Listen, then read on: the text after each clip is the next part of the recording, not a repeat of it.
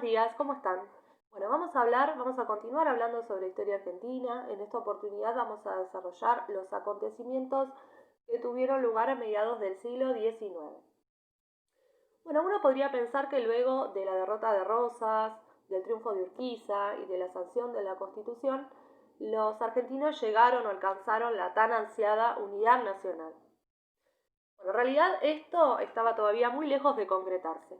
Debería pasar una década más de guerras civiles hasta lograr un consenso, ¿no? Seguían existiendo distintos grupos, cada uno por supuesto quería imponer sus intereses y el modelo de desarrollo económico y político que debería tener la nación.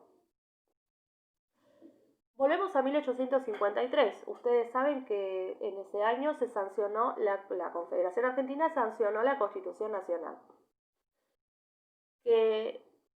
Bueno, esto se realizó sin la presencia de diputados porteños y en ella se estableció que la ciudad de Buenos Aires, separada de su provincia, sería la capital federal de la República. Bueno, esto por supuesto fue rechazado por los porteños, ¿no? Quienes en 1854 sancionaron una constitución, ¿sí? La legislatura bonaerense sancionó en ese año una constitución que declaraba a Buenos Aires como estado soberano. Por lo tanto, hasta 1861 van a enfrentarse dos entidades políticas, van a convivir y van a enfrentarse por periodos dos entidades. Por un lado, la Confederación Argentina y por otro, el Estado de Buenos Aires, que no debe confundirse con la ciudad de Buenos Aires, porque el Estado de Buenos Aires incluía a la capital, pero también a algunos territorios que hoy pertenecen a algunos partidos del Gran Buenos Aires, ¿sí? Bueno, dentro del Partido Liberal porteño, existían dos agrupaciones que se fueron desarrollando, ¿no? Por un lado, los autonomistas liderados por Alsina. Ellos eran segregacionistas y no tenían ningún apuro por ver reconstruido el Estado Nacional, estaban en contra de la federalización de Buenos Aires y por supuesto defendían los derechos de los porteños sobre la aduana.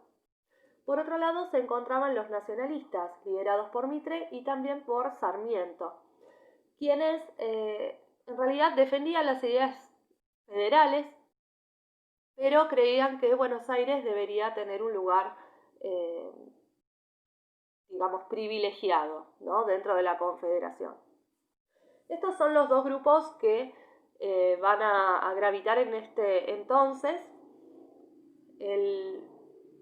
Digamos, la Constitución tiene una tendencia más autonomista. La Constitución de Buenos Aires. Bueno, ¿cómo vamos a hablar de cómo le iba a cada uno, ¿no? Cómo le iba a cada territorio. A la Confederación Argentina no le iba nada bien, ¿sí? Tenía muchos problemas financieros.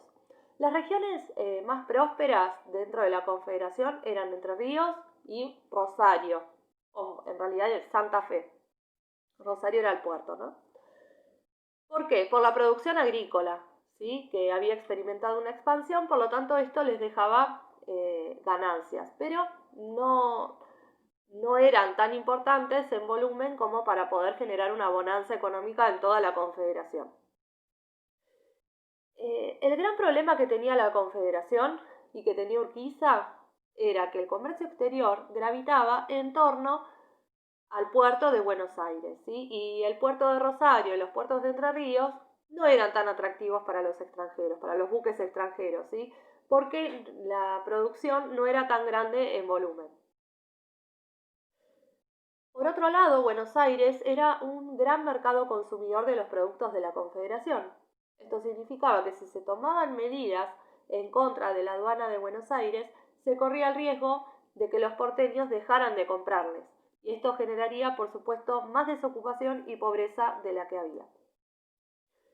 Aún así, con mucho temor y sin mucho apoyo, finalmente el Congreso sancionó la Ley de Derechos Diferenciales, que gravaba o recargaba el valor de las mercaderías que provenían de Buenos Aires, ¿sí? Y llegaban a la Confederación. Esto generó, por supuesto, muchísimo enojo por parte de los porteños, quienes acusaban a Urquiza de querer arruinar a la provincia, ¿sí? Pero en realidad la provincia estaba muy lejos de arruinarse. Piensen ustedes que Buenos Aires tenía entonces todas las ganancias de la aduana, ¿sí? Buenos Aires tenía más ganancias, recaudaba más dinero que todas las provincias de la Confederación juntas. Y se estaba modernizando muchísimo en esta época, ¿sí?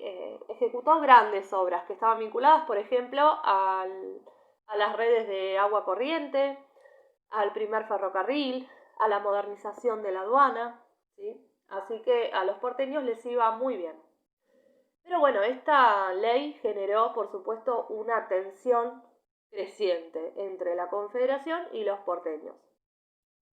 Esta tensión subió de tono cuando asumió como gobernador Alsina, ¿sí? Del partido más extremo, del segregacionista. Siguió aumentando la tensión con un asesinato político. Recuerden ustedes que los asesinatos políticos en esta época eran moneda corriente, ¿no? En esta oportunidad se asesinó al ex gobernador de San Juan, Benavides. Y bueno, se decía que fue asesinado por grupos liberales afines a Buenos Aires. La Confederación reaccionó interviniendo la provincia de San Juan y esto generó mucho malestar y críticas entre los porteños. Y la tensión llegó a su punto máximo en 6 de mayo del 59, cuando se sancionó una ley que permitía al presidente de la Confederación emplear la Fuerza Armada para obligar a Buenos Aires a reincorporarse a la Confederación. Esto generó que los porteños lo tomaran como una declaración formal de guerra. Y ese mismo año se desató una de las grandes batallas de esta época, que fue la batalla de Cepeda. La batalla de Cepeda se dio entre el ejército comandado por Urquiza y el ejército de los porteños comandado por Mitre. El resultado de esta batalla fue el triunfo de Urquiza. Pero muchos historiadores creen que hubo un pacto secreto entre Urquiza y Mitre para que se dé justamente este resultado, para que se dé el triunfo de la Confederación, porque esto los beneficiaba a ambos. Es obvio que a Urquiza lo beneficiaba ganar la batalla, ¿no? En el caso de Mitre, le convenía que los porteños perdieran porque esto deterioraba la imagen de Alsina, del gobernador. De hecho, esto fue lo que sucedió y asumió este cargo justamente Bartolomé Mitre. Se convertiría luego de la batalla de Cepeda en gobernador de Buenos Aires. Pero la paz no duró mucho, ¿sí? Urquiza terminó su mandato presidencial y fue sucedido en la presidencia por Santiago Derqui, que era un abogado cordobés. Pero el poder efectivo lo seguía teniendo Urquiza, ¿sí? Es importante destacar que muchos caudillos unitarios opuestos al gobierno de Urquiza, que se habían mantenido tranquilos durante estos años, comenzaron a agitarse durante el gobierno de Derqui, ¿sí? Existieron otros crímenes políticos nuevos, ¿sí? La tensión volvió a aumentar y los porteños comenzaron a provocar a la Confederación, ¿sí? Un ejemplo que ilustra esta situación se dio en ocasión de la elección de diputados porteños para el Congreso de la Confederación. Los diputados porteños se eligieron según la ley electoral de Buenos Aires, en vez de seguir la ley electoral de la Confederación, que era lo que correspondía, la ley nacional. Esto generó, por supuesto, que fueran rechazados, porque no habían actuado conforme a la ley nacional, y los senadores porteños también renunciaron, ¿sí?, en solidaridad con estos diputados. Esto generó, por supuesto, un aumento de las tensiones. Derqui respondió ante esta situación, declaró a Buenos Aires en sedición y alertó a Urquiza para que vaya conformando el ejército, las tropas, ¿sí? Esto es lo que hizo Derqui. Finalmente se volvieron a enfrentar el ejército de la Confederación, ¿sí? Que en realidad en estos años no estaba muy bien conformado, ¿sí? Dependía de las milicias provinciales. ¿Por qué? Por falta de recursos, ¿no?, económicos. Contra el ejército de los porteños, que estaba liderado por su gobernador, por Mitre. Bueno, no había mucha voluntad de lucha entre los miembros del ejército de la Confederación, ¿sí? Muchos oficiales habían sido influenciados por las ideas liberales y desertaron aproximadamente 2.000 personas, 2.000 soldados.